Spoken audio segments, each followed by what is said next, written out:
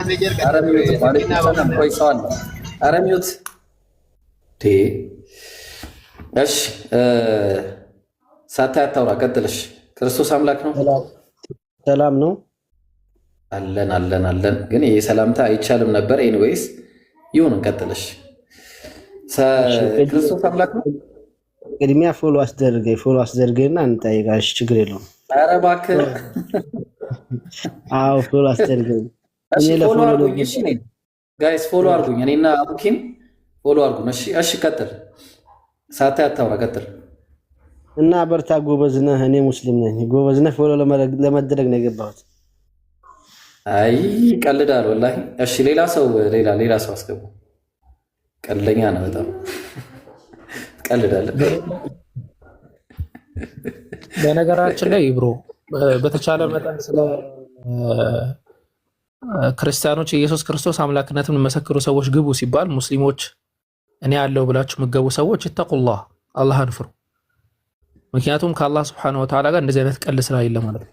ዲን ቀልድ ስላልሆነ ማለት ነው። ነቢያችን መሐመድ ሰለላሁ ዐለይሂ ወሰለም ወኢነል ዐብደ ለየተከለሙ ቢከሊመቲን ላ ዩልቂ ለሃ ባልን፣ አንድ ባሪያ አንድ ንግግር ይናገራል፣ ለዛች የሆነ እንትን ሴንስ አይሰጣትም፣ ዝም ብሎ እንደ ቀልድ ይናገራል። ዩልቃ ቢሃ 70 ኸሪፈን ብሏል።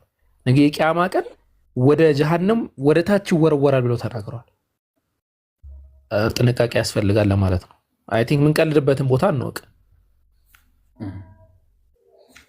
ኦፍ ኮርስ። እሺ ጥያቄ ያለው ሰው ክርስቶስ ወይ ደግሞ አምላክ ነው የሚል ክርስቲያን ካለ ክርስቶስ አምላክነት ላይ ነው። ዋንዴ አለ ወጣ። ዛሬ ክርስቲያን እንደዚህ ይጠርን። ሱብሃነ ረቢ። ክርስቲያን በዓል ነው ዛሬ። በዓል ነው እንዴ? ለካ የጽዮን ማርያም በዓል ነው ዛሬ። ኦኬ ለዛ ነው። አረ ይሄንን ኤምኤን የሚባለው ልጅ ሚውት አድርጉት። ኧረ እባካችሁ።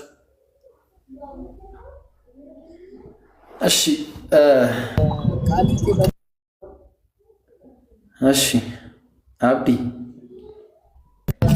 ጠይቄ ለመውጣት ብቻ ነው። ኢብሮ ሰሎንኩኝ የሚረብሻችሁ ከሆነ አፉ በሉኝ። እንድትመልስልኝ ወይ ሁሱ ወይ ኢብሪሽ ወይ አቡበከር ማወቅ ያለብኝ ነገር ስላለ በመጀመሪያ ሰላም አለይኩም ወራህመቱላህ።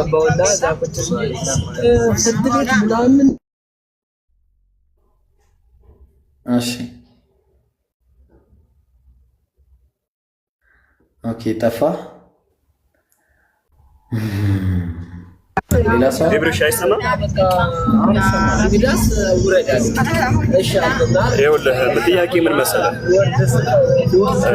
ይሰማል ገና ታክሲው ስለሆንኩኝ የረበሸ ነው። ግን ምናልባት ይሄን ብቻ እንድትመልስልኝ ስለፈለኩኝ እወጣለሁ።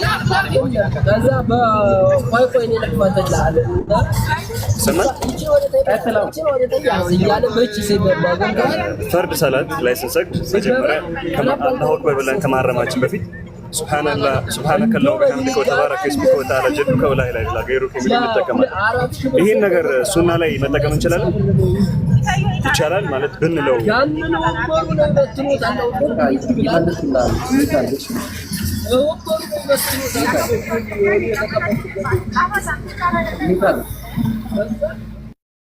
እሺ ያው እኔ ፈትዋ አልመልስም። አቡኪ ምናልባት ካለ ወይ ሌሎቻችሁ ካላችሁ መልሱለት። በነገራችን ላይ ይሄ ከመሐረማችን በፊት አይደለም የምንለው። በሐዲስ ደረጃ የመጣው ነብዩ መሐመድ ሰለላሁ ዐለይሂ ወሰለም እጃችን ተክቢረተል ኢሕራም ካደረግን በኋላ የምንለው ዱዓ ነው። ሱብሃነከ አላሁመ ወቢሐምዲከ ወተባረከ እስሙከ ወተዓላ ጀዱከ ወላ ኢላሀ ገይሩከ የሚለው ማለት ነው። እንደውም በጣም በጠንካራ ደግሞ የመጣው አላሁመ ባዒድ በይኒ ወበይነ ኸጣኢ ከማ በዐድተ በይነ አልመሽሪቅ ወልመግሪብ አላሁመ ነቂኒ ሚነ ዙኑቢ ወልኸጣያ ከማ ዩነቀ ሰውቡ አልአብየዱ ሚነ ደነስ የሚለውን ይህንን ዱዓ ነው። ይህንን ዱዓ ፊል ፈርድ ወከዛሊከ ፊል ነፍል ይባላል። ሚነ ሱና ሚን ሱነቲ ነቢይ ሰለላሁ ዐለይሂ ወሰለም። ይህ ዱዓ አልኢስቲፍታሕ ተብሎ ይጠራል። ያ ግን ሲጋው ወይም ቦታው ከሐረምን በኋላ እንጂ አላሁ አክበር እንዳለን እንጂ አላሁ አክበር ከማለታችን በፊት አይደለም። ስለዚህ አላሁ አክበር ከማለታችን በፊት እንደ አንድ ሙስሊም አሁን መጥተው አንዳንዴ ብጥብጥ የሚያደርጉን ሰዎች አሉ። አላህ ይላሉ። ከየት የመጣ እንትን እጃቸውን 99 ጊዜ አንዴ ከፍ አድርገው ያረጉት አውድ ለሽጣ ረጅም ማምሮ ዞር ዞር ይሉና አላሁ አክበር ላ እንደዚህ አይነት ነገር የለም። ሱብሃንአላህ ሱብሃንአላህ አስተግፊሩላህ ላ ላ ላ ይሄ የሰላት እንትን አይደለም። ሐታ እንደውም ዑለሞች በጣም የተጠላ ነገር ነው ብለው አስቀምጠዋል። በቃ መጣ ነቃ ብለህ በደምብ ሰላት እንደምትሰግድ ኢስቲሽዓር አድርገህ አላሁ አክበር በቃ ወጀህቱ ወጅሄ ሊለዚ ኸለቀ ወሸቀ ሰምዐሁ እነዚህ ዱዓ ታደርጋላችሁ። በቃ ይሄ ነው ያለው ነው በሐዲስ ደረጃ። ይሄ በጣም ብዙ ጊዜ ስለሚያናደኝ ነውና ሰላት ለሰግድ በቃ ችግር ውስጥ ነው የሚያስገቡን። እሺ ሀቢቢ እሱ ጋር ያልኩህ ነሳስ ቾክዬ ነው እና ተሰጡኛላችሁ ብዬ ነው ከመሐረብ ምናምን ነገር ያልኩት እሱ ቴንኪው እና ያኛውን ግን እንድመልስልኝ ያልኩህ ገብቶሃል አይደል? በእሱና ሰላት ላይ አሁን እንጠቀመው አይደል? ዝም ብለን ነው የምንለው ነገር ነው። በፈርቱም በሱና ነው የሚደረገው ግዴታ አይደለም። በፈርቱም ሌላኛው ግዴታ አይደለም። ከዛ ሊከፍት ነው ከፈርድ ሰላት በኋላ አስተግፊሩላህ የሚለውን 3 ጊዜ እንጠቀማለን። ሱና ነው ፈርዱን ከኑር በኋላም ብትለው ችግር የለም። በሱና ላይ ብንለው ችግር የለውም ማለት ነው።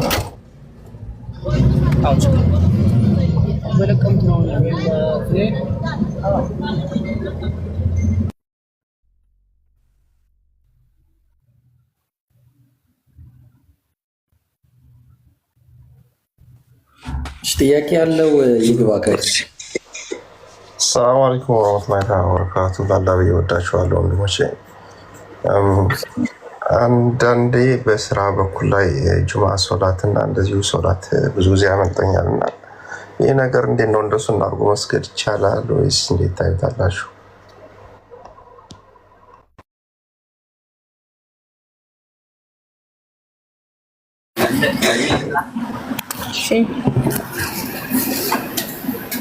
አንዳንዴ አትቀይሩም እንደ አምባሻ ምናምን እንዳትጠፈሽ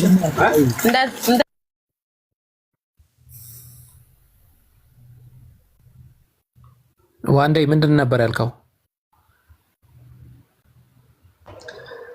አንዳንዴ በስራ ጉዳይ ጁማ ሶላት አልተሳካልኝም እና ብዙ ጊዜ ተደጋጋሚ ይደጋገምብኛል ይሄ ነገር እና እንዴት ነው ይሄ ነገር ሶላት ላይ ወቅቱን ጠብቄ አልሰግድም። ይሄ ነገር እንዴት ነው የሚታየው? ጁምዓ ሶላት ሊያመልጠን አይገባም። ነቢዩ ሙሐመድ ሰለላሁ ዐለይሂ ወሰለም ለየንተሂየነ አቅዋሙን ዐን ወድዒሂም ጁሙዓት ብሎ አስቀምጧል። አው ለየኽቲመነ አላሁ ዐላ ቁሉቢሂም ሱመ ለየኩነነ ሚነል ጋፊሊን። እነዛ የጁምዓ ሰላትን እንዲሁም የጀማዓ ሰላትን የሚተው ሰዎች ከዛ ተግባራቸው ሊቆጠቡ ይገባል። ያለበዚያ አላህ ሱብሓነሁ ወተዓላ ልቦቻቸው ላይ ያትምባቸዋል፣ ይዘጋባቸዋል። ከዛ በኋላ ከጋፊሎች ይሆናሉ፣ ከዘንጊዎች ይሆናሉ ብሏል። መን ተረከ ጁምዓን 3 ጁምዓ ያለምንም ዑዝር የተወ አካል ጠበዐ አላሁ ዐላ ቀልቢሂ አላህ ልቡ ላይ ደምድሞበታል፣ አትሞበትም ነው የተባለው። ይሄ ሐዲስ በጣም አደገኛ ሐዲስ ነው። ወሁወ ሰሒሕ የሆነ ሐዲስ ነው። ረዋሁ አቡ ዳውድ ወትርሚዚ ወነሳኢ ወብን ማጃ ወአሕመድ ወገይሪሂም። 3 ጁምዓ ያለፈው አካል ያለምንም ዑዝር 3 ጁምዓ ያለፈው አካል ጡቢዐ ዐላ ቀልቢሂ ነው የተባለው። አላህ ልቡ ላይ ያትምበታል። ልብ ላይ ማተም የሚባለው ደግሞ ቀለል አድርጋችሁ እንዳታዩት። አላህ ሱብሓነሁ ወተዓላ ልባቸው ላይ የሚያትምባቸው አካላቶች በጣም አደገኞች ናቸው። በጣም አደገኞች አላህ በቁርአን ላይ ስለገለጸልን ማለት ነው። ማን ነው ልቡ ላይ የሚታተመው የሚለው አላህ ቁርአን ላይ በደንብ አድርጎ አስቀምጦታል። የጥበዑ ላሁ ዐላ ኩሊ ቀልቢ ሙተከቢሪን ጀባር። አላህ ሱብሓነሁ ወተዓላ እነዛ ኩሩ ጨካኝ የሆኑ አካላቶች ልብን ያትማል ነው የተባለው። የጥበዑ ላሁ ዐላ ቁሉቢል ካፊሪን አላህ የካፊሮች ልብ ላይ ያትማል ነው የተባለው። ስለዚህ 3 ጁምዓ ያለምንም ዑዝር የሚያልፈው አካል ጡቢዐ ዐላ ቀልቢሂ ዩጥበዑ ዐላ ቀልቢሂ ልቡ ላይ ይታተምበታል ተብሎ የተቀመጠ። ስለዚህ ምንድነው ማድረግ ያለብን ከተባለ እኛ ስራችን እያንዳንዱ ነገራችን ጁምዓን እንዳንሰግድ የሚያደርገን ከሆነ ከዛ ስራ መቆጠብ መቻል አለብን። የስራ ሁኔታችንን መቀየር፣ ገፍላ ከሆነ ያንን ገፍላ ማንሳት። የሰው ልጅ ሰላት እንዳይሰግድ የሚያደርገው አንደኛውና ትልቁ ነገር እንዲሁም አላህ ዘም ያደረገው ነገር ገፍላ ገፍላ ማለት አደገኛ የሆነ ነገር መዘናጋት፣ ዝንጉነት አደገኛ የሆነ ነገር ወከዛሊከ ኒስያን ተዓሙደን አውቆ መርሳት የሚባል ነገር አለ። አደገኛ ነው የሆነ ነገር አላህ ለዛ ነው ፈልየውመ ነንሳሁም ከማ ነሱ ሊቃአ የውሚሂም ይህን ቀን እንደረሱት እኛ ዛሬ እንረሳቸዋለን። የረሳ ሰው ይቀጣል እንዴ? በእስላማዊ መርሳት ራሱ ለሁለት ነው የምንከፍለው። ተዓሙደን መርሳት የሚባል ነገር አለ፣ መዘናጋት የሚባል ነገር አለ። ስለዚህ ስራውን እርግፍ አድርገን ልንተወው ይገባል። ምንም አይነት ስራ ይሁን ማለት ነው። ከቻልን ልናስተካክለው፣ ካልቻልን ደግሞ ዞር ልንል ከዛ ስራ ነው የሚገባው። ሰላም አለይኩም። ይሄ የዲናዊ አስተምህሮ ነው፣ የዑለማዎችም ትምህርት ጭምር ነው እና ወንዶችን ነው እሺ፣ ሴቶች ባረካውን አላህ ያቆያችሁ። ሽኩራን እሺ። ወያክ ሐቢብ። ሰላም አለይኩም ኢብራሂም። ወአለይኩም ሰላም ወራህመቱላህ። እንዴት ናችሁ? አልሐምዱሊላህ። አንድ መልእክት ነበረኝ ያው እዚህ ጋር ያላችሁ እንዳለ ይሰማል? ይሰማል? አዎ ይሰማል። ያው እንግዲህ አግማስ ኢትዮጵያ ላለፉት 4 ዓመታት ላይ ተፈናቃዮችና የቲም ህጻናት ላይ እየሰራ ይገኛል። አሁን ደግሞ የተፈናቀሉ እናት አባቶቻችንን ለማገዝ ቻሌንጅ ተዘጋጅቶለታል። 500,000 ብር በ500,000 ፎሎወር እና እዚህ ጋር ያለው ሰው እንዳለ የተሰራውን ቪዲዮ ኮፒ ሊንክ እና እየገባ ፎሎ እንዲያደርግ ያው እንጠይቃለን። እናንተም ደግሞ እንደዚህ ላይቭ ላይ ምናምን ስትገባ አቡኪም ኢብራሂምም ሁሱም በገባችሁበት ሰዓት ያው አግማስ ኢትዮጵያን ንገሩልን ለማለት ፈልጌ ነው። ተዛኪላ ኢንሻአላህ። እሺ ያው አቡኪ ታውቀዋለህ። እኔ ያው ስለማይቻ ፎሎ አድርጌዋለሁ።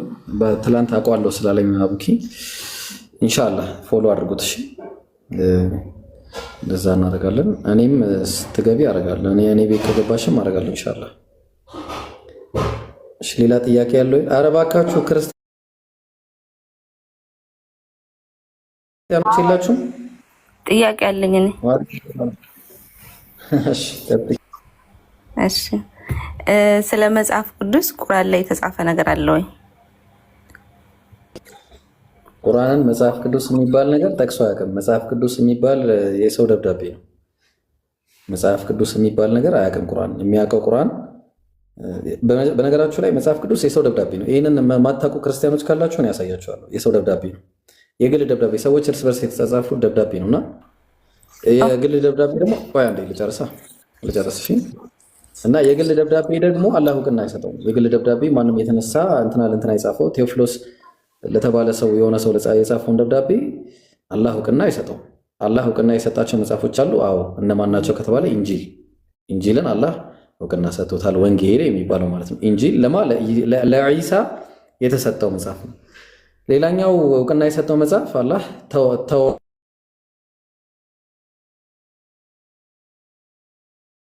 ወረደለት መጽሐፍ ነው። ዘቡር ወአተይና ዳውድ ዘቡራ ይላል ኢስራ ላይ ማለት ነው። እና ለዳውድ ደግሞ ዘቡርን ወይ ደግሞ መዝሙር የምትሉትና የሚሉት ክርስቲያኖች እሱ ተሰጥቶታል። ሱሑፊ ኢብራሂም አለ። እንዲሁም ደግሞ ለብዙ ነቢያቶች አላህ ቁሉ አመና ቢላህ በአላህ አምነናል በሉ፣ ወማ ኡንዚለ ኢለይና በእኛ ላይ በተወረደው መጽሐፍ እመኑ፣ ወማ ኡንዚለ ኢላ ኢብራሂም ወኢስማዒል ወኢስሐቅ ወያዕቁብ ወልአስባጥ ወማ ኡትየ ነቢዩነ ሚን ረቢሂም ላ ኑፈሪቁ በይነ አሐድ ሚንሁም ወነሕኑ ለሁ ሙስሊሙን ይላል። ስለዚህ በኢብራሂም ላይ፣ በእስማዒል ላይ፣ በኢስሐቅ ላይ፣ በያዕቁብ ላይ፣ በነገዶቹም ላይ በተወረደው መጽሐፍ በነቢያቱ ሁሉ ላይ አላህ በወረደው መጽሐፍም እመኑ ብሏል። ስለዚህ አላህ እውቅና የሰጣቸው የነቢያትን መጽሐፍ እንጂ የሆነ ሰው ለሆነ ሰው ተነስቶ ደብዳቤ የጻፈውን መጽሐፍ አላህ እውቅና አይሰጥም። ተግባባን? እውቅና አይሰጥም። ምክንያቱም የከበርክ ቴዎፍሎስ ሆይ ከመጀመሪያው በአይኔ ምን አገባኝ ነኝ። የከበርክ ቴዎፍሎስ ሆይ አንድ ላሳያችሁ። ቅድም ስጽፍ ነበርና አንድ ማሳያችሁ ደብዳቤ አለ። ለምሳሌ ይህን ደብዳቤ ተመልከቱ። እሺ ቅድም ነው የጻፍኩትና ቅድም የተጻፈ ደብዳቤ ነው። ቅድም እዚህ ጋር ነው የጻፍኩት። ምን ይላል መሰላችሁ? እዚህ ጋር ስታዩት ወይ ቅድም እንትን ያልኩት እሺ ምን አለ? ያው የኢብራሂም ወንጌል ብይን ያው ብነሳ ለራሴ እንዲህ ብል ማለት ነው። ማን እውቅና ሊሰጠኝ ይችላል? የከበርክ አብዱል ፈታህ ሆይ ከመጀመሪያው በአይን ያዩትና የቃሉ አገልጋዮች የሆኑት እንደነበሩት አልኩኝ እኔ ተነስቼ ቁጥር 1 አልኩት። ቁጥር 2 ደግሞ በመሃል ጣልቃ እየገባ የሚያስቸግረኝ ጀማል ነበር አልኩኝ። ከዛ ምን አለ ሳቢር ግን ዝም ብሎ ያዳምጥ ነበር። ከዛ ሄራ ወርዳ ነበር ይላል። ስለዚህ አሁን ይሄ ደብዳቤ ነው። ታዲያ ኬት አመጣው ኢብራሂም ካላችሁ አንዴ ላሳያችሁ። ኢብራሂም ኬት ነው ያመጣው? ዝም ብለህ ተተርካለህ እንዴ? ጤነኛ አይደለም እንዴ ምናምን ካላችሁ እኔ ዝም ብዬ ከራሴ አላወራም የሚለው ላሳያችሁ አንድ ጊዜ። በዚህ አጋጣሚ ክርስቲያኖችም እንድትገነዘቡ ብዬ ነው። እሺ ምክንያቱም መገንዘብ አለባችሁ። ይኸው ሉቃስ ወንጌል ምዕራፍ 1 ቁጥር 1 ላይ የከበርክ ቴዎፍሎስ አለ ከኔ ይለያል ይሄ ያው የከበርክ አብዱልፈታህ ሆይ እሺ ከመጀመሪያው በአይን ያዩትና የቃሉ አገልጋዮች የሆኑት እንዳስተላለፉልን አለ። ስለዚህ ከመጀመሪያው በአይን ያዩትና የቃሉ አገልጋዮች የሆኑት እንዳስተላለፉልን አልኩኝ። ከዛ ምን አለ በእኛ ዘንድ ስለተፈጸመው ብዙዎች ታሪክን በየተራው ለማዘጋጀት ስለሞከሯል። አያችሁ ታሪክ ነው የተዘጋጀው ታሪክ ነው። ስለዚህ እኔ ደግሞ ስለተማርከው ቃል እርግጥ ነው እንታው ከመጀመሪያው ሁሉም በጥንቃቄ ተከታይ ምናምን ልጽፍልህ መልካም ነው ታይኝ ራሱ የግል ደብዳቤ ያው አንድ የግል ደብዳቤ ላሳያችሁና በዚህ አጋጣሚ ክርስቲያኖች እንድገቡ ያው ይሄኛው ደግሞ የሌለ የሚገርም ነው። ይሁት በቶሎ ወደ እኔ እንድመጣ ትጋ ዴማስ ያውኑን ዓለም ትቶኛል ወደ ሄዷል ምናምን ተሰሎንቄ ሄዷል ምናምን እሺ ወደ ቄርቄስም ወደ ገላትያ ወደ ደማስጥያም ሄዷል ምናምን ሉቃስ ብቻ ከኔ ጋር አለ ማርቆስ ለአገልግሎት ምን አገባኝ እኔ ምን ያገባኛል እኔ ስለዚህ ይጠቅመኛልና ይዘው ካንተ ጋር አምጣው ቲኪቆስ ግን ወደ ኤፌሶን ላኩት ምናምን ጀማው ከዛ ምን አለ መሰላችሁ ስትመጣ በጢሮዳ ከአቅርባ ዘንድ የተውኩትን በብራና የተጻፈውን ምናምን ስለዚህ በርኖስ አምጣልኝ መጽሐፉን አምጣልኝ ምናምን ለምንድነው በርኖስማ ጃኬቱ ምናምን ከክረምት በፊት እንድትመጣሉ ስለዚህ ክረምት ከሆነ ችግር ሊመጣ ነው ምክንያቱም ጃኬቱ ካልመጣለ ብርድ ሊገለው ነው የሰው እኔ ምን አገባኝ ሰዎቹ የተጻጻፉትን ደብዳቤ እኔ ምን ያገባኛል እኔ እና ይሄ ነው ያለው ነገር ማለት ስለዚህ አንድ ነገር አንድ ላሳያችሁና አንድ ነገር ላሳያችሁ አሁን ይሄ የአምላክ ቃል ነው ለነ ምክንያቱም አምላክ ዕውቅና የሚሰጣቸው መጽሐፎች ለብቻ ናቸው እሺ ለምሳሌ ማለቴ ለየቅል ነው አሁን ተመልከቱ ይሄንን አምላክ ዕውቅና ይስጥ ማሊ መዘሰለሞን ምዕራፍ 1 ቁጥር 1 ምን አለ መሰላችሁ ከመዝሙር ሁሉ የሚበልጥ የሰለሞን መዝሙር ቁጭ ብለህ መዝሙር ታዳምጣለህ ማለት ቁጭ ብለህ ትዘምራለህ ይሄንን ያው ምን አለ መሰለ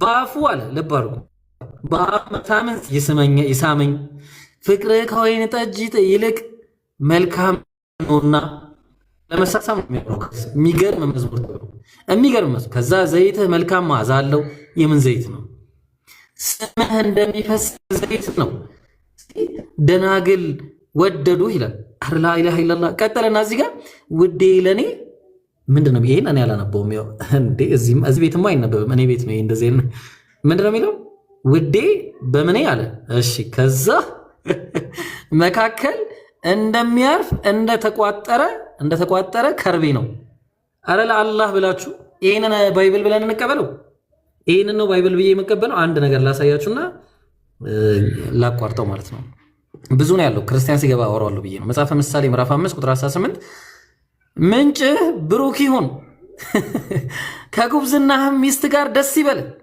እንደተወደደች ዋላ እንደተዋበችም ሚዳቋ ምንድነው የሚለው ይሄ ምንድነው የሚለው ጋይስ ምንድነው የሚለው አማርኛ አታነቡማ ተታችኋል ማንበብ እሺ ከዛ ጠጡ ተተቷ እሺ ሁሉ ጊዜ ታርካሃል በምኗ በዚህ ታርካ በፍቅርም ሁሉ ጊዜ ጥገብ ላ ሐውለ ወላ ቁወተ ኢላ እና ለዚህ መጽሐፍ ዕውቅና ይስጥ ነው የምትሉ ክርስቲያኖች ለዚህ መጽሐፍ አላህ እንዴት ነው ዕውቅና የሚሰጠው ይሄ እኮ የሰው ወላሂ ብዙ ነገር እኔ ጥያቄ አለኝ እውነት ለመናገር ቅድም ልጅቷ የጠየቀችው ጥያቄ ውስጥ የኔ የተለየ ነው በእምነትዬ ይሄ አሁን ይሄን ይዞ ቅድም መጽሐፈ ምሳሌ ላይ ያለውን አይተሽ ከሆነ በጡትሽ ሁሉ ጊዜ በጡቷ ታርካ ይላል ይሄንን ይዞ የምሳሌ ጸሐፊ እንደዚህ ይዞ በጡቷ ታርካ ምናምን እያለ ይሰብክ ነበረ ወጥቶ መንገድ ላይ በዚህ ይሰብክ ነበረ እንደዚህ ሲጀመር ያ መጽሐፍ የተጻፈው በምሳሌ ነው እንጂ የእውነትም ምንድነው ምሳሌ ስጋዊ ምኞትን የሚያሳይ አይደለም እሱ ሊገባህ በምትፈልግበት ጊዜ ሊገባ ይችላል እሱ ነው አይደለም እኔ ያፈለኩት የኔ ጥያቄ ሌላ ነው ምሳሌው ምንድነው ምሳሌ ሁሉም ሰው እኮ እንዳነበበው አይደለም ወዳውኑ እንደወረደ አይደለም የምታስረዳው እስከ መጨረሻ ምን ለማለት እንደፈለገ መገመት እኮ ለሁሉም ሰው አይሰጥም። በእምነትዬ አንድ ጊዜ እቺ ምሳሌ ንገሪኝ አንዴ ቆይ ላሳይሽ። እንደው በአላህ ይሁንብሽ ይሄ ምሳሌ ስጪኝ። ይሄ ምሳሌ ትንቢተ ሕዝቅኤል ምዕራፍ 16 ላይ በእርሻ ላይ እንዳሉ ቡቃያ አበዛውሽ አለ፣ አንቺም አደግሽ ታላቅም ሆንሽ አለ። እሺ በእጅጉ አጌጥሽ፣ ከዛ ጡቶችሽም አጎጠጎጡ፣ ፀጉሮችሽም አደገ፣ ነገር ግን እርቃንሽን ሆንሽ፣ ተራቁተሽም ነበር። ከዛ ቁጥር 16 ላይ ምን አለ? ይሄ ስጋቸው የሚለው ብልት ነው። እሺ ስጋቸው ከወፈረ ብልታቸው ከወፈረ ከጎረቤቶቿ ከግብፃውያን ጋር አመነዘርሽ አለ። አሁን ምን አመጣው? ይሄንን እሺ ለአላህ ብለሽ ይሄንን ምን አመጣው? ብልታቸው ከወፈረ ምንድነው? ምን አይነት ምሳሌ ነው? እሺ ምንድነው ይሄ ምሳሌ ንገሪኝ። ይሄ ምንድነው? አሁን ይሄ ምሳሌ ምንድነው? ለአላህ ብለሽ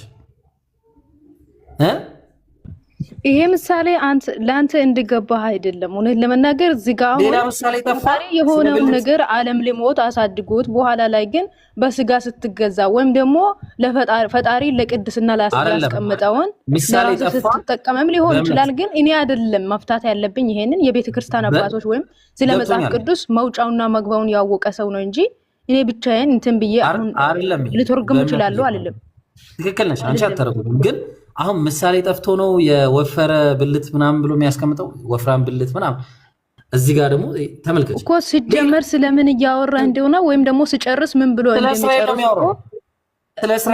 እንደሚዘጋ ወይም ደግሞ በምን ምሳሌ እንደጀመረው እኮ አልገባም። እዚህ ጋር እስራኤል እና ያወራው ለእስራኤል ምሳሌ መስጠት ከፈለገ ሌላ ምሳሌ ጠፍቶ ነው በእምነት አሁን ወፍራም ብልት ምናምን ምን አገና ይሄው አሁን እዚህ ጋር ለምሳሌ ተመልከች በደንብ አዳምጪ።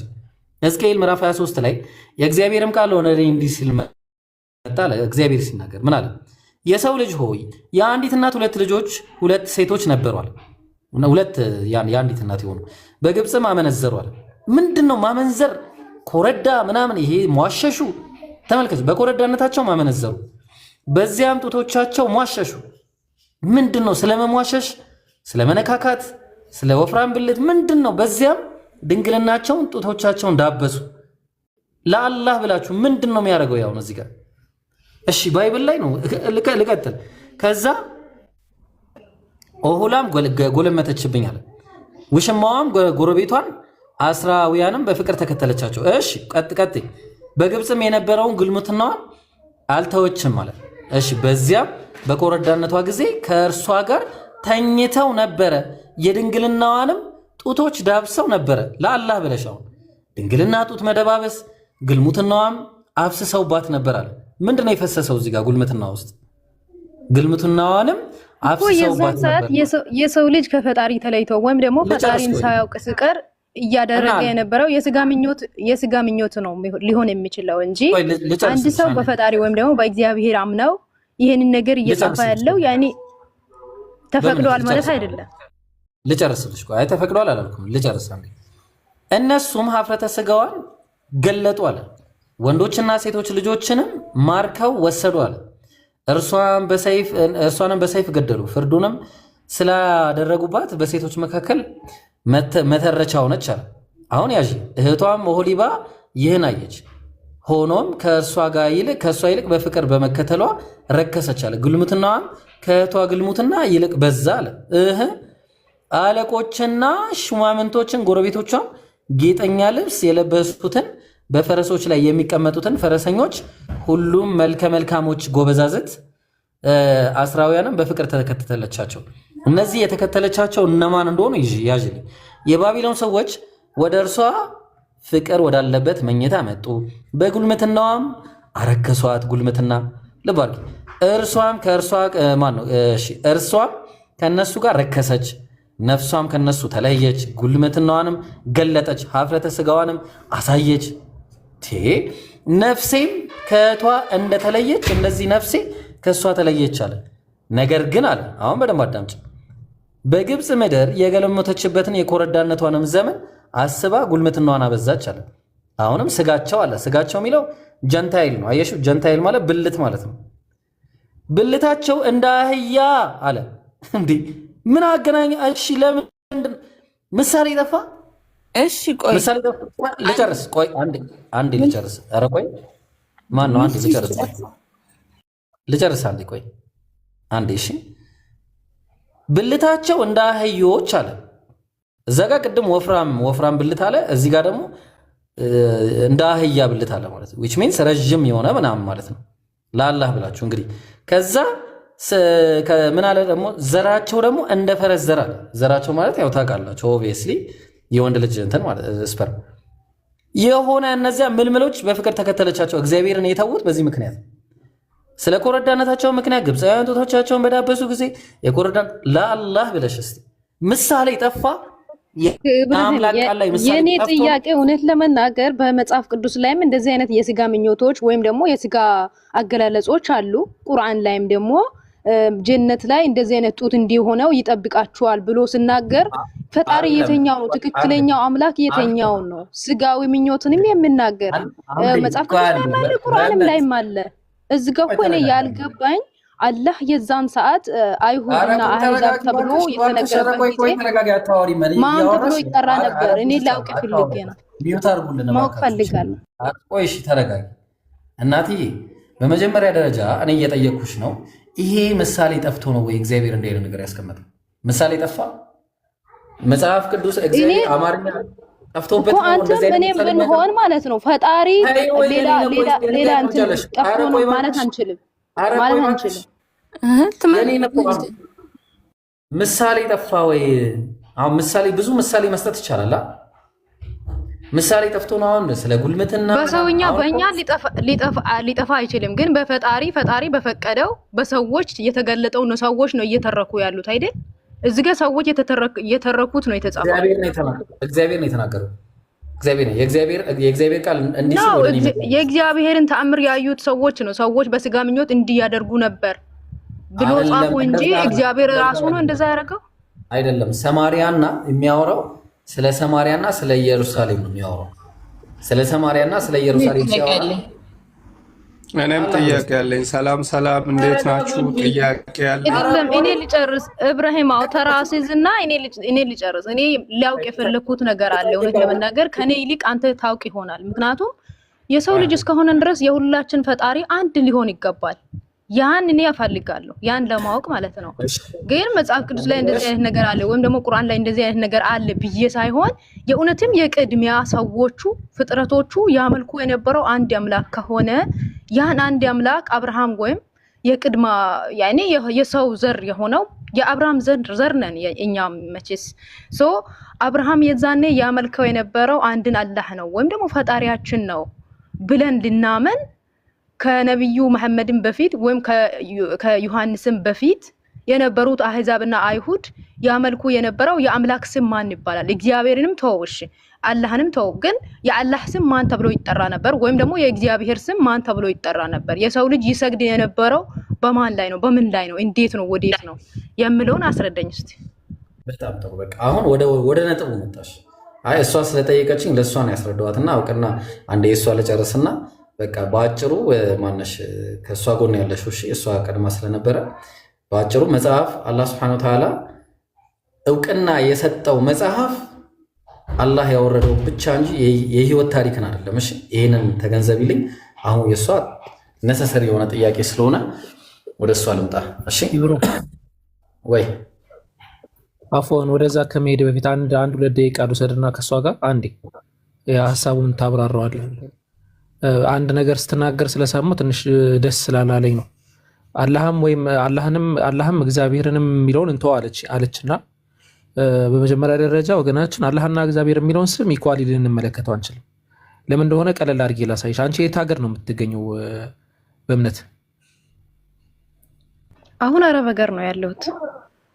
ኦኬ። አረብ ሀገር ክርስቲያኖች አምላካቸው ማን ብለው ነው የሚጠሩት? አረብ ሀገር አሁን እኔ እዚህ ቤተክርስቲያን ሲሄድ ያኔ በየቋንቋቸው አለ ኢየሱስ ክርስቶስን የሚያመልኩ አረቦች ወይም ደግሞ እኔ በምሰራበት ቤት መሲህ ብሎ ነው የሚሉት። አሁን እኔን መሲህያ ነው የምትለኝ ሴት የሆነ ለመናገር ዚጋ የትኛውን ነው አምላክን ማን ብለው ይጠሩታል? መሲህ ማለት ክርስቲያን ማለት ነው። መሲሂ ማለት ክርስቲያን ማለት ነው። አምላክን አላህ ብለው አይደለም የሚጠሩት ባይብል ላይም ስላለ ማለት ነው። ባይብል ላይ ያለው እግዚአብሔር ነው። በቁርአናችሁ ያለው ደግሞ አላህ ነው አይደል? አይደለም እሱን አይደለም። በእምነት ማወቅ ያለብሽ ነገር አላህ የሚለው ስም ኦል ኦቨር ዘ ወርልድ አሜሪካ ሀገር ብትሄጂ አንድ ሙስሊም አላህን አላህ ብሎ ነው የሚጠራው። ግብፅ ሀገር ብትሄጂ አምላክን አላህ ብሎ ነው የሚጠሩት አረቦች ለምሳሌ። እንደ አንድ ሙስሊም ሁሉም አላህ ማለት ራሱ ሌላ ስም ነው። በአረብኛ ከሆነ ጋድ በእንግሊዝኛ ጋድ ይላሉ። እሺ እዚህ ጋር እኔ እናንተ እንግባባ። ምክንያቱም አንተ ሐሳቡን ትሄድበታለህ እኮ ትሄድበታለህ። በአጠቃላይ አላህ የሚለውን ስም የትኛው ሙስሊም ዓለም ላይ ያለ ሙስሊም አላህ የሚለውን ስም ይጠቀመዋል። እግዚአብሔር የሚለውን ስም ከኢትዮጵያ ውጭ የትም አታገኙትም በመሰረቱ ማለት ነው። ስለዚህ አይገናኝም። ለምሳሌ ጋድ ማለት አምላክ ነው፣ ስም አይደለም። ጋድ ማለት አምላክ እንጂ ስም ማለት አይደለም። በእንግሊዘኛ ቁርአን ለምሳሌ ብታነቢ አላህ ብሎ ነው የሚያስቀምጠው። ሌሎችንም ኢንስክሪፕሽኖችን ማሳየት እንችላለን፣ ግን ኢብሮ ያው ያሳይሻል። ፊል በዲ ኸለቀ አላሁ ሰማዋቲ ወል አርድ ይላል ዘፍጥረት ምዕራፍ 1 ቁጥር 1። ክርስቲያኖች ደግሞ ከይቅርታ ጋር ማለት ነው አንድ ሰው እያወራ እሱ ስም ማለት እሱን ስም እኔ ከቅድሚያ ያለው እንደሆነ እንድታስረዱኝ ነው የምፈልገው። ምክንያቱም ከመጽሐፍ ቅዱስም ከቁርአንም ውጪ አላህ የሚለው ቃል የተሰየመው የቱ ጋር ነው? ከመቼ ነው የጀመረው? እሺ በእምነትዬ በመጀመሪያ ደረጃ ቅድም አብርሃም ዝም ብሎ ጣልቃ ስለገባ ለሱም ትምህርት እንዲሆን ለሌሎቹም ትምህርት እንዲሆናቸው ምን ይላል መሰለሽ ባይብል ይሄ ተክዊን ነው የሚለው። ተመልከቺ ተክዊን ማለት ምንድነው? ዘፍጥረት ማለት ነው። እሺ ዘፍጥረት ምዕራፍ 1 ቁጥር 1 ነው አረብኛ ባይብል ነው። እሺ ምን አለ? ፊል በድኢ በመጀመሪያም አለ خلق الله አላህ ፈጠረ አለ السماوات والارض ሰማያትና ምድርን ፈጠረ። አየሽ አላህ ሰማያትና ምድርን ፈጠረ አለ።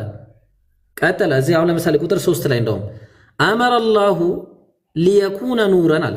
አላህም አዘዘ አላህም አለ ምን አለ?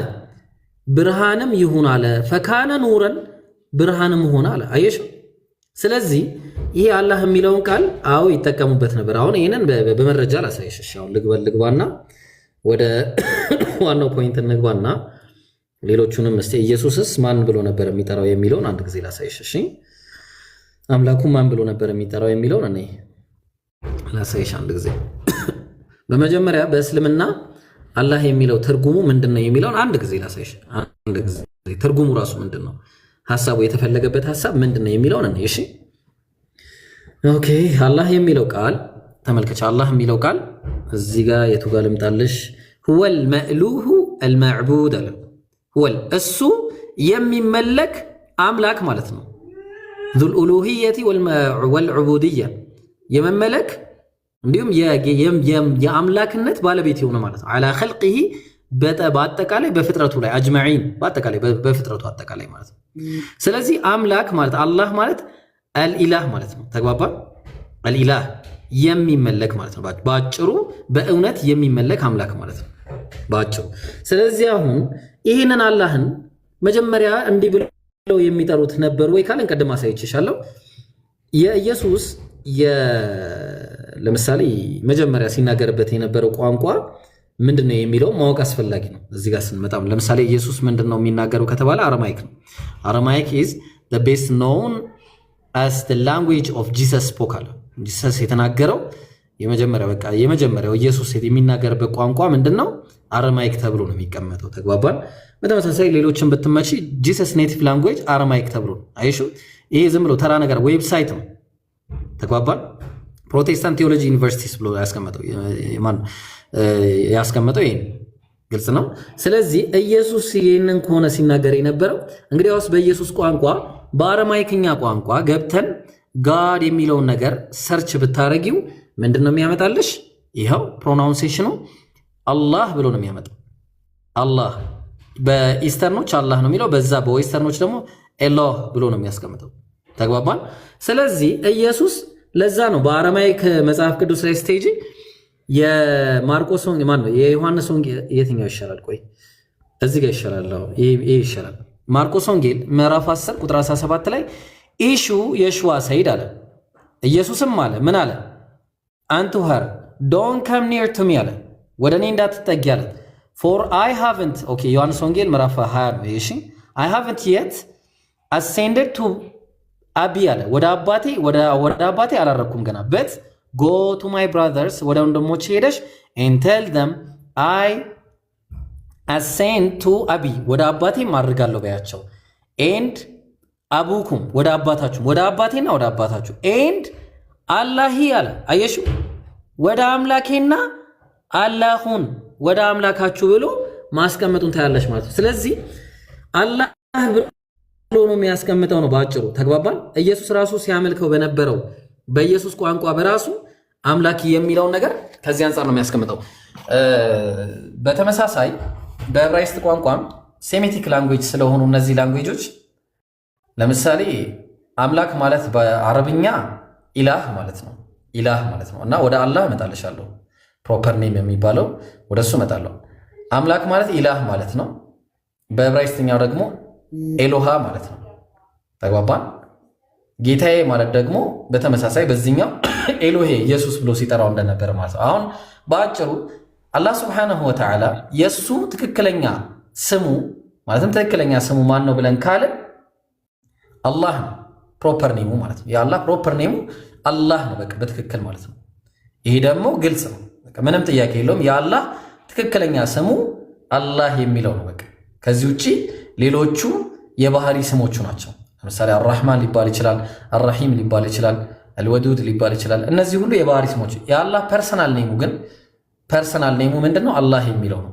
ተግባባን። ስለዚህ ይሄንን እንዴት አወቅ ከተባለ ይሄንን አላህ ቁርአን ላይ ስለነገረ ነው። በአጭሩ የአላህ ስሙ እንደሆነ ስለነገረ ነው። ተግባባን። ለምሳሌ ሁወላሁ አለዚ ላ ኢላሃ ኢላ ሁወል መሊክ እያለ ሁወላህ የሚለው አላህ እሱ ማን ነው ብሎ ከነገረ ስለ ባህሪው ይነግረናል። ተግባባን። ስለዚህ በአጭሩ ምንድነው አላህ በባህሪው ሌሎች ስሞች አሉት። ለሁል አስማኡል ሁስና ብዙ ስሞች አሉት። ግን እሺ ኢብራሂም እዚህ ጋር ማለት ነው የኢየሱስን አምላክ ነው እናንተ የምትገዙት አሁን ይቻላልሽ። አቡኪም ገና ይሄድልሻል። መረዳት ከሆነ የፈለግሽው አንዴ እናብራራለሽ። እሺ አቡኪም ገና ይሄድልሻል። ቆይ አቡኪን ከማቋርጠው በመሃል እሱ ይግባና አቡኪ አፎን እሺ የአፌ ላይ ያለችው አልጨርስ ብዬ ነው። ቀጥል። ኦኬ አይ ያው ኢብሮ እንዳለው ነው።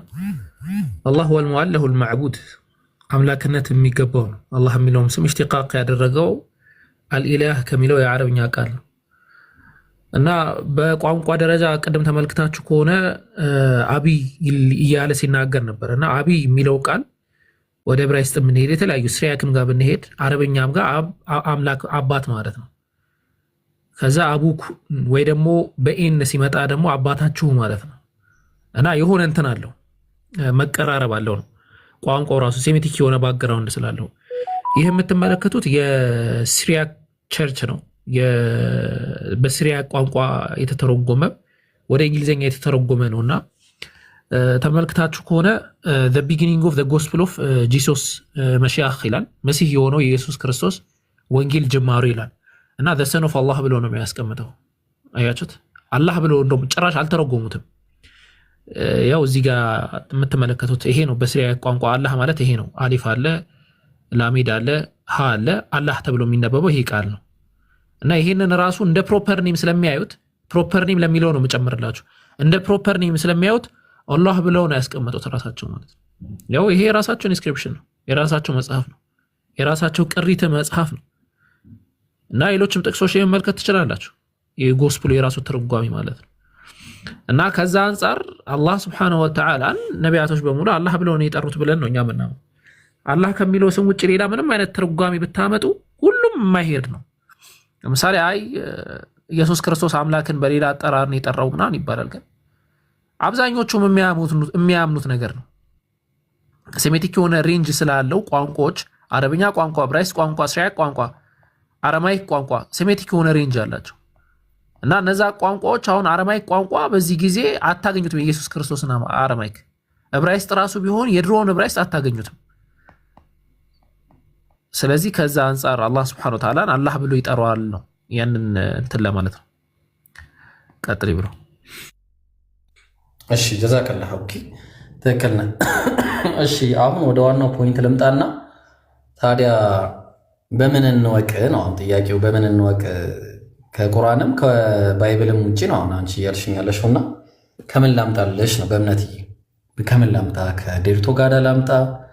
ከፍቅር እስከ መቃብር ነው ማመጣለሽ? ከምን ላይ ላምጣ? አሁን ከቁርአን ከባይብል ካላመጣ ኦኬ ኢብራሂም፣ ከቁርአንም ከመጽሐፍ ቅዱስም ውጭ የሆነ ጽሁፍ ወይም ስለ ፈጣሪ የሚያሳይ መረጃ የለንም። አዎ እኔማ አውቃለሁ እንደሌለ፣ ግን እንድገባኝ እኔ መቀበል ስለፈለኩኝ ነው። ምክንያቱም መጽሐፍ ቅዱስ ላይ ያለው አንድ ቦታ ስህተት ነው ትላላችሁ፣ ከመጽሐፍ ቅዱስ ጋር የተመሳሰለ ደግሞ ጽሁፍ ከቁርአናችሁ ላይ ስላለ የተኛው ነው እውነት የምለውን ለማወቅ ስለፈለኩ ነው። ምክንያቱም ያዛኔ በብሉይ ኪዳን ዘመን እንትን ሙስሊሞቹ ያመልኩት የነበረው ወይም ደግሞ ቅድሚያ የተቀመጠው መረጃ ሊኖር ይችላል ወይ በምለው ነው እንጂ እንደማይኖር አውቃለሁ። ምክንያቱም ከመጽሐፍ ቅዱስ ነው እኛም እምነቱን ወይም ደግሞ ፈጣሪ እሱ ነው የተባለውን ነው እንጂ ያመንነው ማንም አይቶ አይደለም። ፈጣሪ አልታየም፣ ለማንም አልታየም። እሱ የማይዳሰስ የማይታይ አምላክ ነው። ግን ኢየሱስ ክርስቶስ አንድ ፈጣሪ አለን ወደ አባቴ ይሄዳለሁ ሲል የተናገረውን አምላክ ከሆነ የምታመልኩት የሱን መሞትንና ትንሣኤውን አታምኑትም አይደል? በእምነት አንድ ጊዜ ቆይ ይቅርታሽ። አሁን በአጭሩ ነቢያት ስንት አምላክን ያስተማሩት እዚህ ላይ ይኖረና ከዛ ወደዛ እንመጣለን። አሁን ስሙ ላይ መጀመሪያ ማንነቱ ላይ ሳንመጣ ስሙ ላይ መምጣቱ ራሱ አግባብ አይደለም። ነቢያት ስንት አምላክን ነው ያመለኩት? ለምሳሌ ሙሴ አብርሃምን የዛኔ ይገዛ የነበረው የሱ ቤተሰቦቹ የጣዖት አምላኪዎች እንደነበሩ እግዚአብሔር ፈጣሪ እሱን ተለይተህ ውጣ ገባኝ ብሎ እሱን እንዳበዛው ይናገራል። ከዛ በኋላ ደግሞ ዮሐንስ ነው የእግዚአብሔር መንግስት ቀርባለችና ንስሐ ግቡ እያለ የነበረው። ኧረ ቆይ እባክሽ፣ አብርሃም ስንት አምላክን ነው የሚያመልከው? አንድ አምላክን ለአንድ አምላክ ነው ይንበረከክ የነበረው። አብርሃም አንድም ሶስትም ብሎ ሰብኮ ያውቃል? አምላክ አንድም ሶስትም ነው ብሎ ሰብኮ ያውቃል? የሰበከበት የለም። ግን ኢየሱስ ክርስቶስ እንደሚመጣ እግዚአብሔር ፈጣሪ ለሱ ቃል እንደገባ ይናገራል። ኢየሱስ መቼ ነው የሚመጣው ብሎ ይጠባበቅ እንደነበረ። ኦይ ባካችሁ ዝም በሉ ሌሎቻችሁ፣ ምን ሆናችሁ ነው? እሺ ሁለተኛ ኢየሱስ ይመጣል። አዎ ትክክል ነሽ፣ ይመጣል ብሎ ሊሰብክ ይችላል፣ ችግር የለም። ኢየሱስ አምላክ ነው ብሎ ሰብኮ ያውቃል በእምነት ወይስ? ኢየሱስ ክርስቶስ እኮ መጥቶ አለፈ፣ እንደሚመጣ ነው ይናገር የነበረው፣ ይጠብቅ እንደነበረ የሚናገረው መጽሐፍ ቅዱስ ላይ። ኢየሱስ አምላክ ነው ብሎ ሰብኮ ያውቃል? ዮሐንስ አልተናገረም? የዓለምን ኃጢአት የሚያስወግድ ነው የእግዚአብሔር ልጅ ብሎ። ኧረ አብርሃም ላይ ነበር።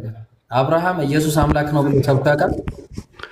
አንተ የቃል ኪዳን ልጅ ይመጣል ብሎ ይጠብቅ ነበር። መቼ ነው የሚመጣው ኢየሱስ ክርስቶስ? እሺ ምን አልሽኝ? በእምነት አብርሃም ኢየሱስ ክርስቶስ እንደሚመጣ ያኔ የእግዚአብሔር ልጅ ይመጣል ብሎ ይጠባበቅ እንደነበረ መጽሐፍ ቅዱስ ላይ አለ። ኢየሱስ ክርስቶስም ደግሞ ከአብርሃም በፊት ነበርኩ ብሎ እኔ ያለው ብሎ የተናገረው አለ።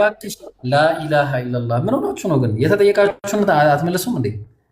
ኢየሱስ አምላክ ነው ብሎ ሰብኮ ያውቃል ወይስ አያውቅም? አምላክ ይመጣል ብሎ ነው የሰበከው ወይስ መሲህ ይመጣል ብሎ ነው የሰበከው? የሚመጣውን መሲህ አይቼ ቢሞት ምን አለ ብሎ ይጠባበቅ ነበር አብርሃም። እናመሰግናለን። መሲህ ነው አምላክ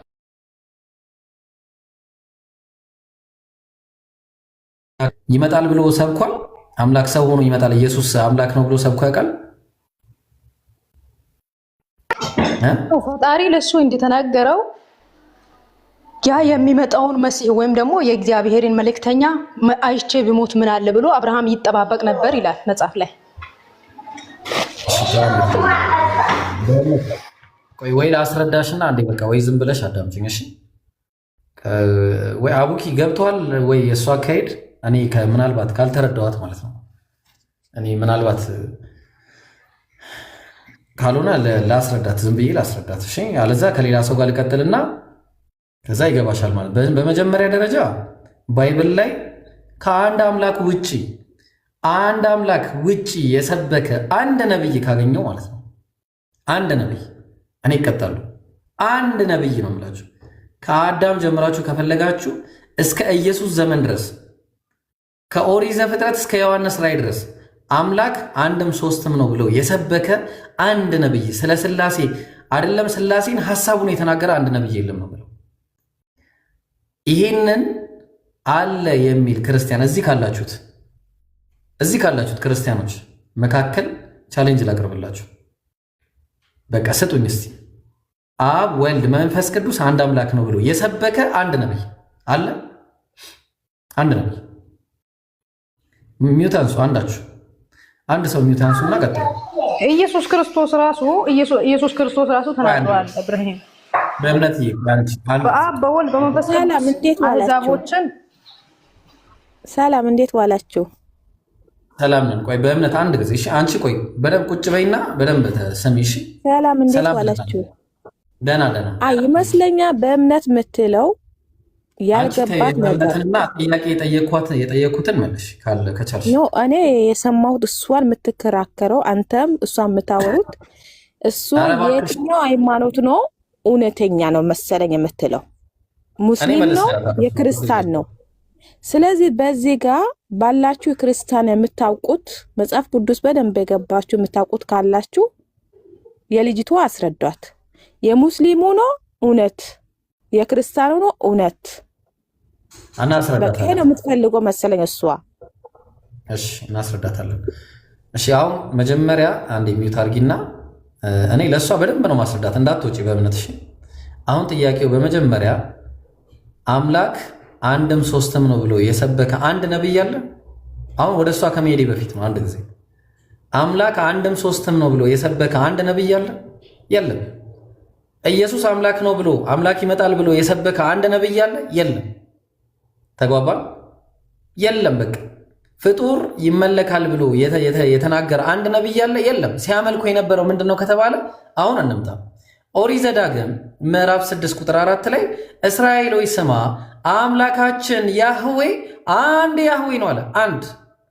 አንድ ነው ያለው። በቃ አንድም ሶስትም አላለም። ቀጥሎ ትንቢተ ሚልኪያስ ምዕራፍ 2 ቁጥር 10 ላይ ምን አለ? ለሁላችን አንድ አባት ያለን አይደለምን? አንድ አምላክስ የፈጠረን አይደለምን? ስለዚህ አንድ አባት የተባለው አንድ አምላክ ነው፣ የሁሉ አባት ነው፣ የሁሉ አባት። ለዛ ነው ኢየሱስ ሲናገር የማቴዎስ ወንጌል ምዕራፍ 23 ቁጥር 3 ቁጥር 9 ላይ ምን እያለ ይናገራል ኢየሱስ? ማንንም በምድር ላይ አባት ብላችሁ እንዳትጠሩ አባታችሁ በሰማይ ያለው አንዱ ነው አለ። አንድ ነው፣ በሰማይ ያለው አንድ። አባት ብሎ የሚጠራ የለም ነው ከእናንተ ማለት አለ። በጣም ብዙ አለ። የሃይማኖት አባቶች አሉ፣ የሰው አባት አለ፣ ብዙ አይነት አባቶች ነው። ግን ማንንም አምላክ ፈጣሪ አስገኝ ብላችሁ እንዳትጠሩ ማለት ነው። ታዲያ ይሄ የሁሉ አባት የተባለው ማን ነው ብለን ካለን ኤፌሶን ይንገረን። ኤፌሶን ምዕራፍ 4 ቁጥር 6 ላይ በሁሉም የሚኖር በሁሉም የሚሰራ አንድ አምላክ የሁሉም አባት አለ። አንድ አምላክ። ይሄ አንዱ አምላክ የሁሉ አባት ነው። የማን አባት? የኢየሱስም አባት። ዮሐንስ ወንጌል ምዕራፍ 14 ቁጥር 28 ላይ አብ ከኔ ይበልጣልና አለ። ይሄ ከኔ ይበልጣል ያለለት አብ ኢየሱስ ማን ነው ብለን ስንል ዮሐንስ ወንጌል ምዕራፍ 20 ቁጥር 17 ላይ ወደ አባቴና ወደ አባታችሁ ወደ አምላኬና ወደ አምላካችሁ አደርጋለሁ ብለሽ ነገራቸዋል። ስለዚህ ኢየሱስ አምላክም አባትም አለ። ይሄ የኢየሱስ አምላክና አባት የሁሉ አባት አንድ አምላክ ነው። ጋይስ ወቅ ወይ ተግባባን? ለዛ ነው ኢየሱስ ሲናገር ዮሐንስ ወንጌል ምዕራፍ 17 ቁጥር 3 ላይ እውነተኛ አምላክ ብቻህን የሆንክ አንተን አለው the only true God you ብሎ ተናገረ።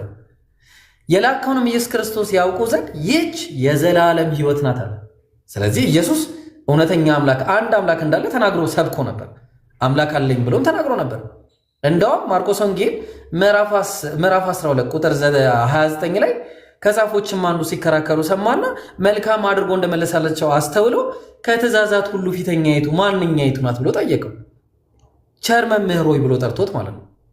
ኢየሱስ ቀጥታ ወደ መልሱ መግባት ሲገባ ስለምን ቸር ትለኛለህ አለው። ኢየሱስ ቸር ማን ነው ታዲያ ብለን ስለ ለራሱ ይመለስ ኢየሱስ ከአንዱ ከአምላክ በቀር ቸር ማንም የለም አለ። ከአምላክ በቀር አለቀ።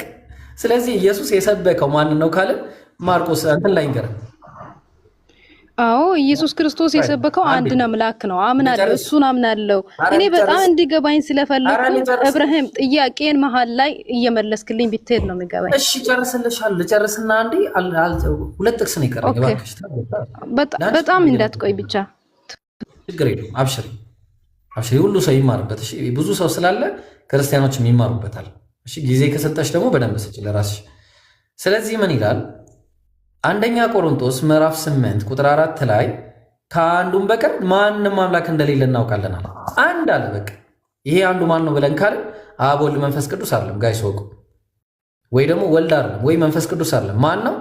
ነገር ሁሉ ከእርሱ የሆነ እኛም ለእርሱ የሆንን አንድ አምላክ አብ አለን አለ በቃ። ከአብ ውጪ አምላክ ነው ብሎ የተሰበከ ባይብል ላይ የለም። የባህሪ አምላክ ተብሎ የለም ነው የምላችሁ። አንድ ጥቅስ የለም እኮ ነው የምላችሁ። አንድ ጥቅስ ሰባራ ጥቅስ የለም። እንኳን አንድ ጥቅስ የአንድ ጥቅስ ሰባራ ጥቅስ የለም ነው የምላችሁ። የተሰበከ ሮሜ 9:5 አንብብ።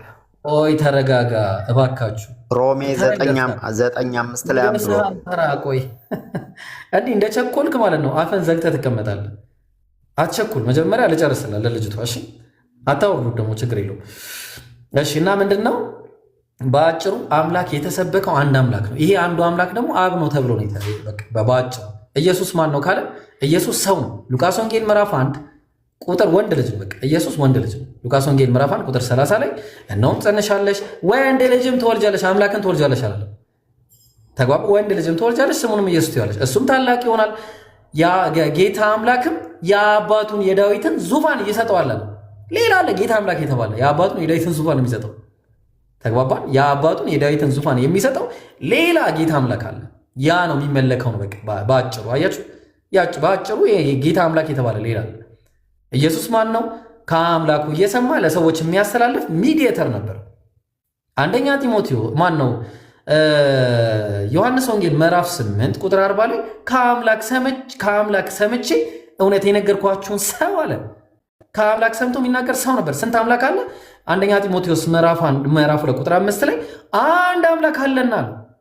በአምላክና በሰው መካከል ያለው ደግሞ መካከለኛው በማን ጂሰስ ክራይስት አለ። ሰው ነው በቃ ክርስቶስ ኢየሱስ ሰው ነው አለ። ከአምላክ ውጭ ነው መካከለኛ ሆኖ ልክ እንደነ ዳዊት ማን ነው የሚባለው ይሄ እንደ ነቢያቶች ሁሉ። ለምሳሌ አንድ ጥቅስ እንስጣችሁና ዘዳግም 5:5 ላይ ሙሴ በእናንተና በአምላክ መካከል ቆሜ ሳለሁ ይላል። መካከለኛ ነበር ሙሴ። ሌሎቹም ነቢያቶች ሁሉ መካከለኛ ነበሩ። ስለዚህ በአጭሩ ምንድን ነው የተሰበከ አንድ አምላክ አለ። እሱም ሰው አይደለም። ተግባባን። ሰው አይደለም። ያ እኔ ሰው አይደለሁም ያለው ማለት ነው። ሆሴ ምዕራፍ 11 ቁጥር 9 ላይ እኔ አምላክ ነኝ እንጂ ሰው አይደለሁም እናለ በቃ። ስለዚህ አምላክ ሰው ካልሆነ ኢየሱስ ሰው ነው። ኢየሱስ አንዱ አምላክ አይደለም። ኢየሱስ ፍጡር ነው ማለት ነው። ስለዚህ የሚመለከው አምላክ ይሄ ነው። ባይብል ላይ ለምን አልተቀበላችሁትም ከተባለ ባይብል ላይ ያለው ደግሞ ሌላ ችግር አለበት። የሚጸጸት አምላክ ነው ደግሞ እሱ ችግሩ አብሶ የሚጸጸት አምላክ የለም። ዘፍጥረት 6:6 ላይ ምን አለ? እግዚአብሔር ተጸጸተ ይላል ብዙ ቦታ። ስለዚህ እግዚአብሔር የማይመጥኑ ባህሪያቶች ስላሉ የአንዱ አምላክን የሚመጥኑ ባህሪያቶች ስላሉ አንቀበለውም ነው ባጭሩ። በእምነት አሁን ግልጽ ነው። ጥያቄሽን አሁን ክሊር ፕሪሳይዝ አድርጊና ተው። እሺ ኢብራሂም፣ አንተ መጽሐፍ ቅዱስን እኮ ሙሉ በሙሉ ነው እያነበብክልኝ ያለው። እኔ መጽሐፍ ቅዱስ ላይ ያለውን አውቃለሁ ማለት አምጥቼ እዚህ ጋር ማንበብ ግድ አይደለም። ምክንያቱም ያለውን ጥያቄ ከመጽሐፍ ቅዱስም ይሁን ከቁርአንም ላውቅ የፈለኩትን ነው የጠየቁት። ሰው አመሰግን ስላነበብከኝ፣ ምክንያቱም በጣም እንዲገባኝ ነው ያረዳኸኝ። እኔ የልጅነት ስልጣን ወይም ደግሞ ወደ አባታችሁና ወደ አባቴ ያለው ኢየሱስ ክርስቶስ የሰው ልጅ የልጅነትን ስልጣን ወይም ደግሞ አባት እግዚአብሔር ወይም ፈጣሪ ከላይ እንዳለው ወደ አብ ያኔ ያሳየው መንገዱ ኢየሱስ ክርስቶስ ነው። እሱን እንዴት ነው ያወቅነው? በማን ነው? የቀደሙ ነብያት ራሱ ዮሐንስም ቢሆን ኢየሱስ ክርስቶስ ከሱ እንደሚበልጥ ተናግሯል። ኢየሱስ ክርስቶስ አብ ከሱ እንደሚበልጥ ተናግሯል። ግን እዚህ መሃል ላይ አብንና ሰውን ፍጥረትን ያገናኘው ኢየሱስ ነው አይደል? በሱ ዘመን ላይ ትክክል ነች። ለእስራኤል ልጆች ተልኮ ነበር። ከእስራኤል ልጆች እንደ በግ ከጠፉ እንደ በግ ለጠፉ ለእስራኤል ልጆች እንጂ አልተላኩም ማለት። ስለዚህ በአጭሩ በዘመኑ ለነበሩት በወንድሞቹ መካከል በኩር ይሆን ዘንድ አለ። ወንድሞች አሉት ኢየሱስ በዘመኑ ላይ። ስለዚህ አዎ ትክክል ነች። ዮሐንስ ለኢየሱስ መንገድ ጠራጊ ሆኖ መጥቷል። አዎ ያስማማናል። ምንም ችግር የለውም። ተግባባን። አያሳስብም ይሄ። ስለዚህ ኢየሱስ ምንድነው? ሰው ነው። የልጅነትን ስልጣን የሰጠው ወይም ደግሞ በኃጢአት ምክንያት ሞታን ሳለን ኢየሱስ ክርስቶስ ስለኛ ሞተው የልጅነት ስልጣን ሰጠን። ወይም ደግሞ ከአብ ጋር እንድንገናኝ የጥል ግድግዳውን ከመሃል ፈረሰው። ወይም ደግሞ እሱ አብን እንድናይ አይናችን የገለጠው ኢየሱስ ነው ይላል መጽሐፍ ቅዱስ ላይ። ኢየሱስ ክርስቶስ ከእግዚአብሔር የተላከው ወይም ደግሞ ቃል እንደነበረው በእናንተ ቁርአን ላይም አለ መሰለኝ። ምክንያቱም ከማርያም ከተወለደ በኋላ ሳይሆን የሱ ጌትነት ወይም ደግሞ የሱ የአምላክ ኃይል ይዞ እንደመጣ ተአምር ሰሪነቱ የታወቀው የለም እንደዛ የሚል ነገር የለም። አሁን ቁርአኑ ላይ ተይና ባይብሉ ላይ ኢየሱስ ሲጀመር ተሰቅሏል የምትይ ከሆነ ሌላ እሱ ሌላ ታሪክ ነው። አሁን ኢየሱስ አምላክ ነው ወይ የሚል ጥያቄ ነው ያለው እዚህ ጋር። ስለዚህ አሁን ኢየሱስ አምላክ አይደለም፣ ሰው ነው፣ ፍጡር ነው፣ መልእክተኛ ነው፣ ባሪያ ነው በመጽሐፉ መሰረት ተግባባን። ስለዚህ ኢየሱስ አምላክ አይደለም፣ አለቀ። ማን ነው አምላክ ከተባለ የኢየሱስ አምላክ አምላኬ ብሎ ሲጠራው የነበረው እሱን አምልኩ ብሎ ኢየሱስ ሲያስተምርለት የነበር አምላክ አለ።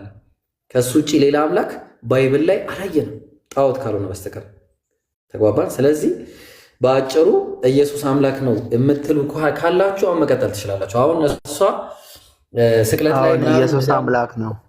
እሺ ምዕራፍና ቁጥር ኢየሱስ አምላክ ነው። ምዕራፍና ቁጥር ሮሜ 9:5 አባቶችም ለነሱ ናቸው። ክርስቶስ በስጋ መጣ። ለማን ነው ክርስቶስን በስጋ ያመጣው?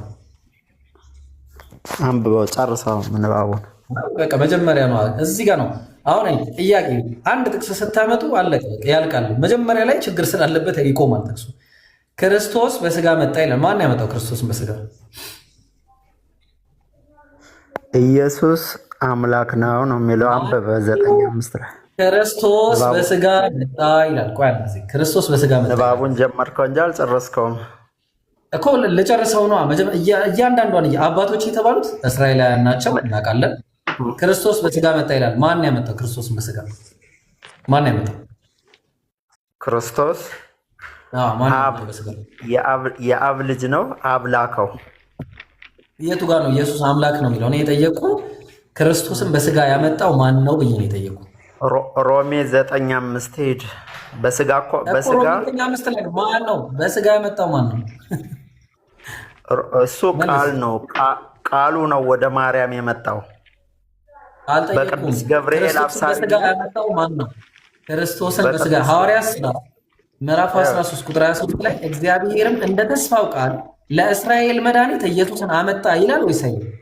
ኢየሱስን ያመጣው እግዚአብሔር ነው ይላል አይደል መጽሐፉ? አቤት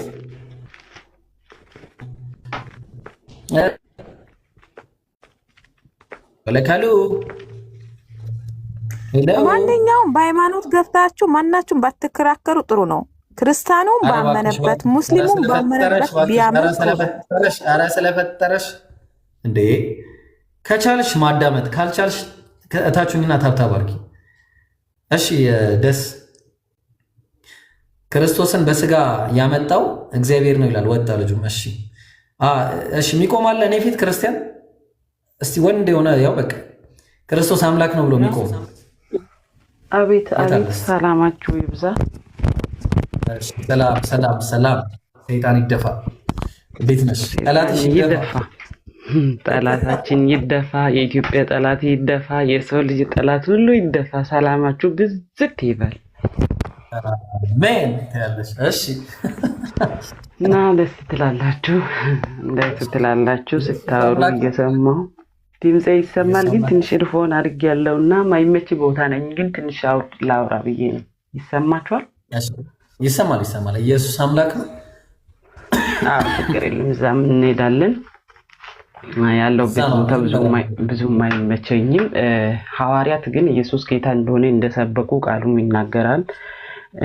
ደግሞ ኢየሱስ ጌታ ስለ ኢየሱስ ክርስቶስ አንተ አሁን ኢየሱስ ጌታ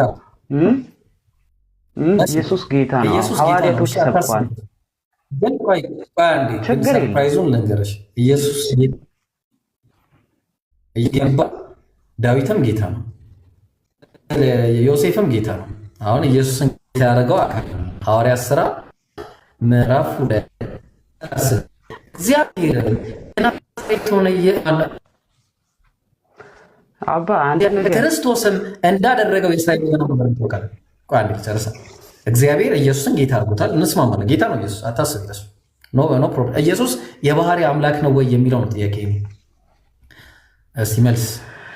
ኢየሱስ ክርስቶስ ጌታ እንደሆነ ሐዋርያቶች ሰብኳል። ኢየሱስ ክርስቶስ እኔ ራሴ ጌታ ነኝ ብሎ በአፉ ባይነግርም ሐዋርያቶች ጌታ እንደሆነ ሰብኳል። ስለማይቀባ